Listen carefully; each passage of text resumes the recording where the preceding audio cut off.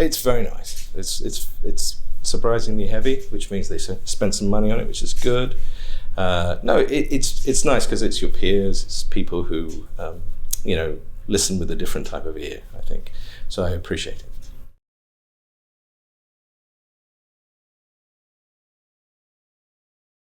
Documentaries are hard, and just because it was my first doesn't mean I won't do another one. But I got lucky, I think, with the filmmaker, but I did experience, I think, the thing about documentaries, which is the story is found, and it's not scripted. And I'm so used to, I've done so many films where writers, have organized a story so clearly before anyone starts work, whereas this is you're scavenging sometimes for what the story is, and other times it just suddenly hits you in the face. It was a really interesting exploration of what sort of human stories can be. And in this case, it was a brilliant subject. Michael J. Fox is an extraordinary man, and so I think it was fertile, and Davis, the director, knew that. But I got to be in there with him as we all sat around and couldn't figure out what the movie was. And it was, after all these years of doing films, it was quite freaky for me. But I suppose I enjoyed it.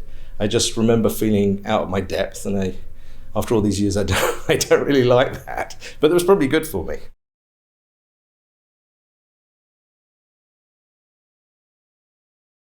I'm going to try and do projects where I think I can be useful.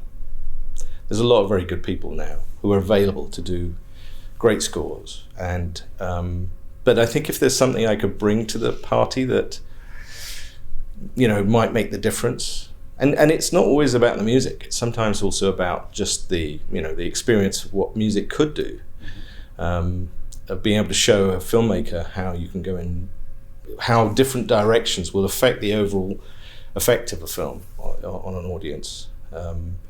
I love working with directors who know exactly what they're doing, but I also love working with directors who are open to, asking difficult questions about their own film and the role of music in it, and that makes it mean something more to me after all these years and all these films, that I'm actually I'm there and I've got a point in being there.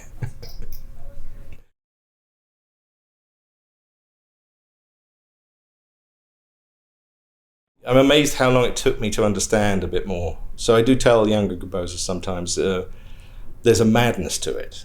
And if you don't join the director and the filmmakers in the madness, you're just pushing against something that you're not really understanding at the time. So I think, being completely absorbed into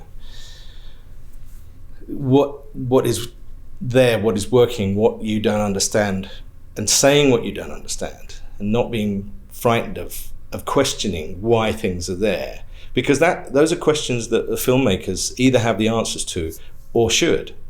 And the good ones I've always found like being asked those questions, because you're deep in a story and you're talking about subtext, and the music should be working at a subtextual level. So you're deep inside a story that the audience doesn't need to necessarily think about, but needs to feel. So why is that scene there? Why are those words there? Why is that shot there? Why does the camera move that way? Everything is part of the language of this subtextual story. And if we don't, in the room at this moment, in the last chance that the filmmaker has to change things, if we don't really understand it, there's a very good chance that you could be scoring the film in a way that isn't the best way.